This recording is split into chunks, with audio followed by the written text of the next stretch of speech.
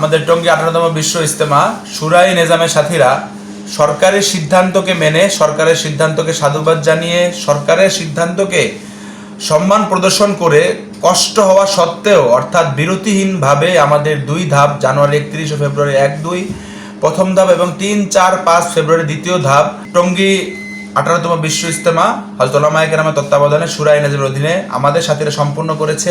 ইজতেমা সম্পূর্ণ করার পরে যথাসময়ে প্রশাসনের নিকট মাঠ হস্তান্তর করেছে।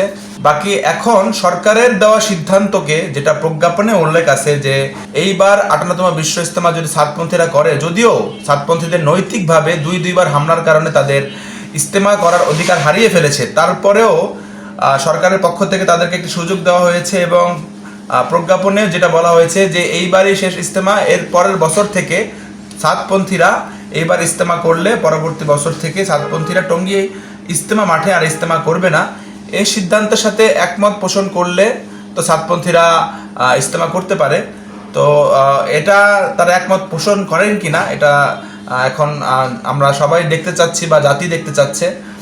বাকি আমাদের পক্ষ থেকে হযরত উলামায়ে কেরামের পক্ষ থেকে এখন দাবি যে তাদেরকে তারা যে হামলা করেছে তার হামলার কারণে তারা নৈতিকভাবে তাদের ইজতেমা করার অধিকার হারিয়ে ফেলেছে, তাদেরকে ইজতেমা করা না দেওয়া হোক। তবে সাতপন্থীদের পক্ষ থেকে যে বিষয়টা আমরা কিছুদিন পূর্বেও শুনেছি, তারা নিঃশর্ত অর্থাৎ শর্তহীনভাবে ইজতেমা করতে চাচ্ছে এবং ইজতেমাও তারা করবে, সরকারের সিদ্ধান্তকেও তারা মানবে না। তো সরকারের দেওয়া সিদ্ধান্ত তারা এদিক দিয়ে মানতেছে না, এদিক দিয়ে তারা ইজতেমাও করতে চাচ্ছে। তাহলে তো আমরা বুঝতে পারি বা জাতি বুঝতে পারে বা আমরা এই কথাটা বলতে পারি যে সরকারের সিদ্ধান্তের সাথে তারা একমত না এবং তারা সরকারের সিদ্ধান্তকে উপেক্ষা করে বা বিভিন্ন কৌশল অবলম্বন করে তারা ইজতেমা করবে। এটা কি সরকারের সাথে তারা ক্লাসে যেতে চাচ্ছে কিনা, সংঘর্ষে যেতে চাচ্ছে কিনা, তারাই ভালো জানে।